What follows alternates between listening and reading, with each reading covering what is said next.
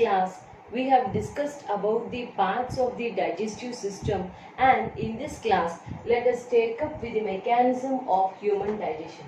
So simultaneously, here we can discuss about the definitions which we have seen in the previous sessions.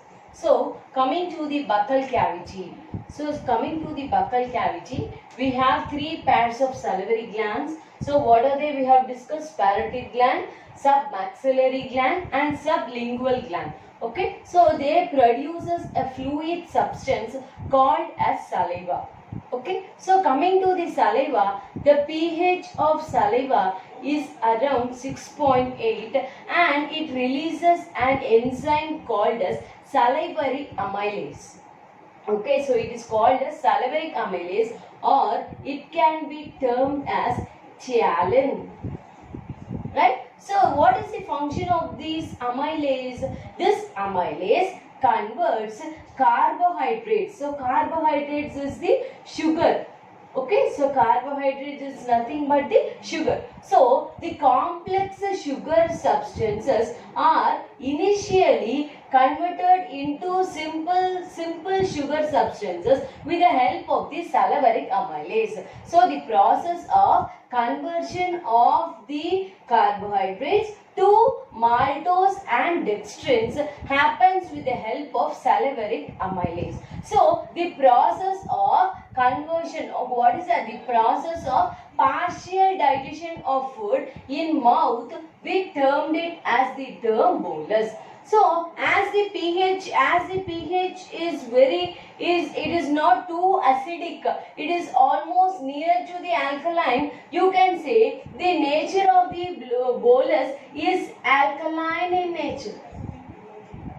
Okay, the bolus is alkaline in nature. Right. So coming to the amylase converts the complex sugar substance which is called as carbohydrates to some partial simple sugar substance called as maltose and dextrin. So next, this along with the salivary amylase, the buccal cavity also secrete an enzyme called as lysozyme. So what is the function of lysozyme? Lysozyme kills the unwanted bacteria which are present in the food substances. It kills the unwanted microorganisms or something pathogenic microorganisms which can cause some harm in our body. So this is the function of lysozyme. So the process of crushing out of the food in the oral cavity we have seen as mastication. So what is the end product of mastication?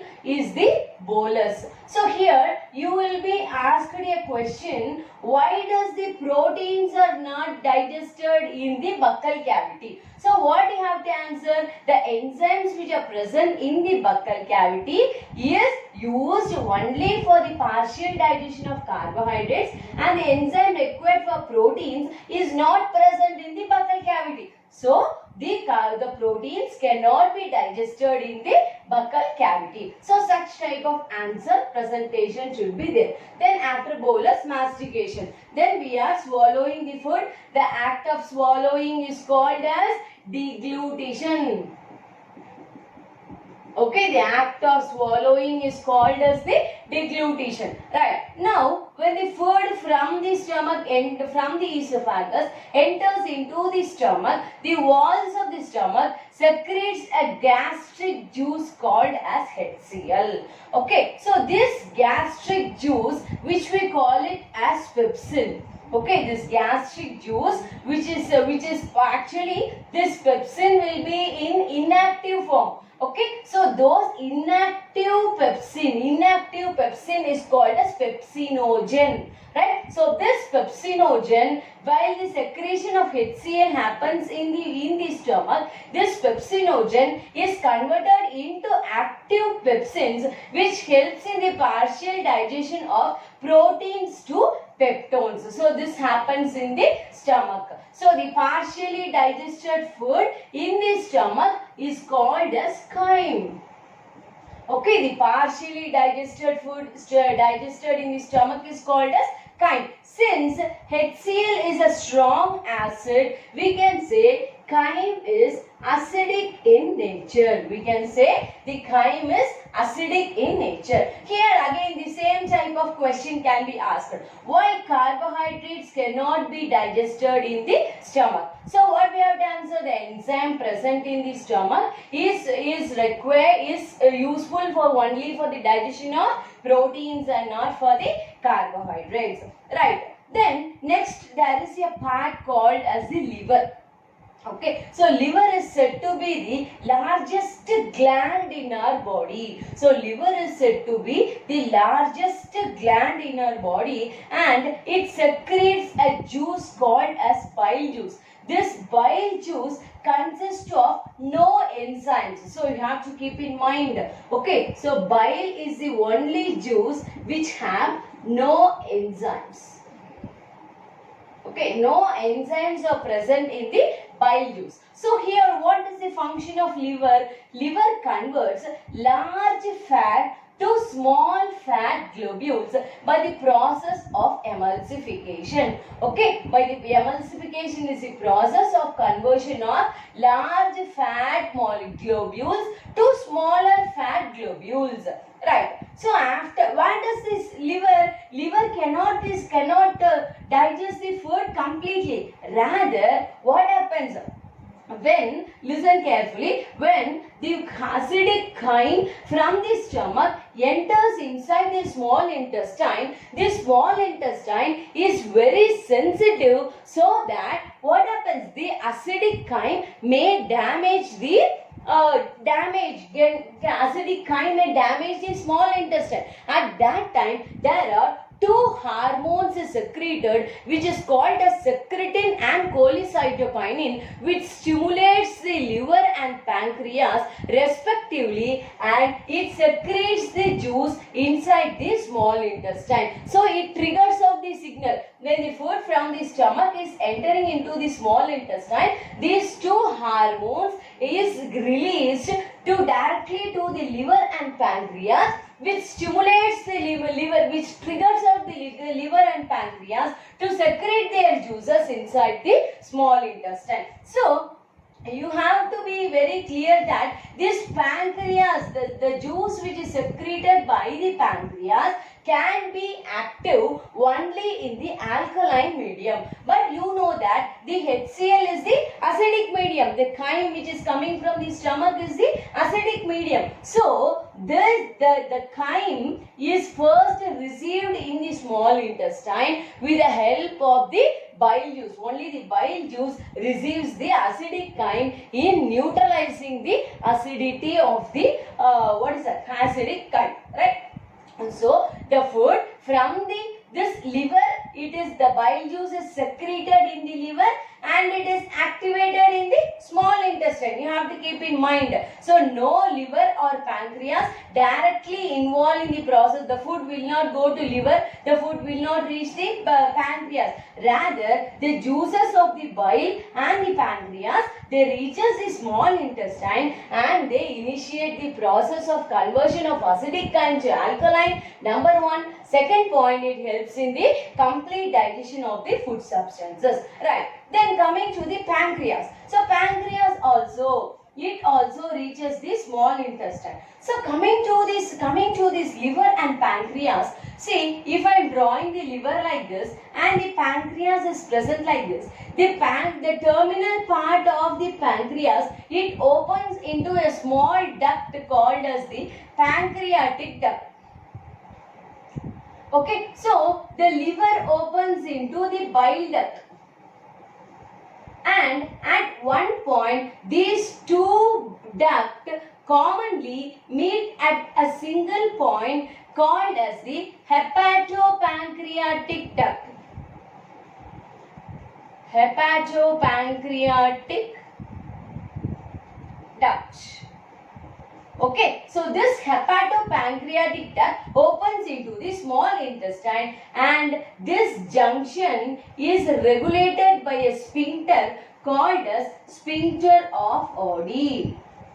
Okay, so the sphincter of Oddi regulates the passage of salivary of this bile juice and pancreatic juice inside the small intestine. Then coming to the pancreas, pancreas secretes pancreatic juices which has three enzymes again. Okay, the first enzyme is called as pancreatic amylase. Here we have seen about the salivaric amylase. Here we have seen the pancreatic amylase. This pancreatic amylase converts again the carbohydrate, the rest of the carbohydrates into maltose. And what is the function of this trypsin? Here in stomach we have seen about pepsin, but in the juice which is secreted by the pancreas, here trypsin is present which converts the proteins to peptones, and it consists of one more enzyme called as lipase which converts fats into fatty acids and glycerols. Right. So after that, the small intestine also secrete a juice called as succus entericus. Okay, this succus entericus also consists of two enzymes which is called as peptidase and sucrase. So peptidase, what it is doing? It is already the fats are converted into fatty acids and glycerol. So simple form we have got.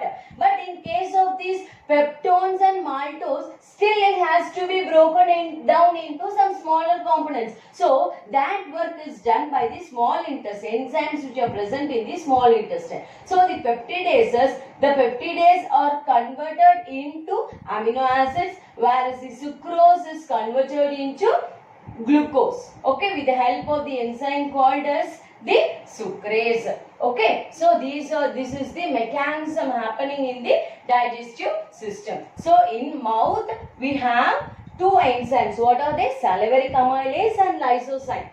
If we are coming to the stomach, we have only one enzyme which is pepsin. So the enzyme which is released in the liver, we don't have any enzyme in the liver. Rather we have only the juice, bile juice. It converts the larger fat molecules to smaller molecules. So coming to the pancreas, we have three enzymes. What are they? Pancreatic amylase which helps in the digestion of carbohydrates, and we are having the trypsin which helps in the digestion of proteins, and we have the enzyme called as lipase which helps in the digestion of fats. So coming to the small intestine, so small intestine secretes an enzyme called as the succus entericus.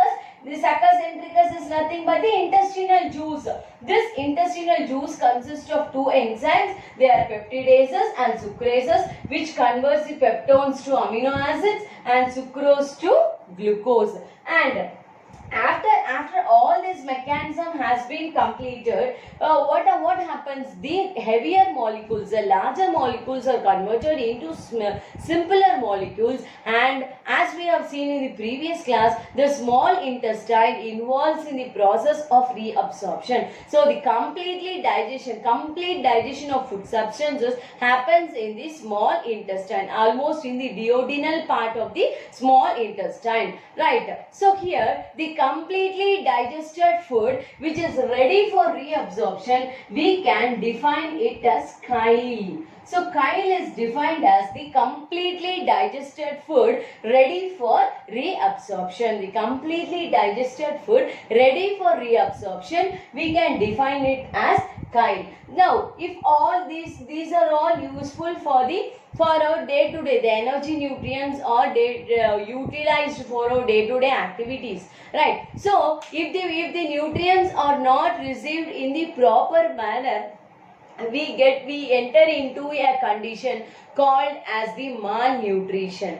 If we did not consume the balanced diet food, we go to a condition called as malnutrition, and malnutrition is of three types. They are protein deficiency, calorie deficiency, and protein calorie deficiency.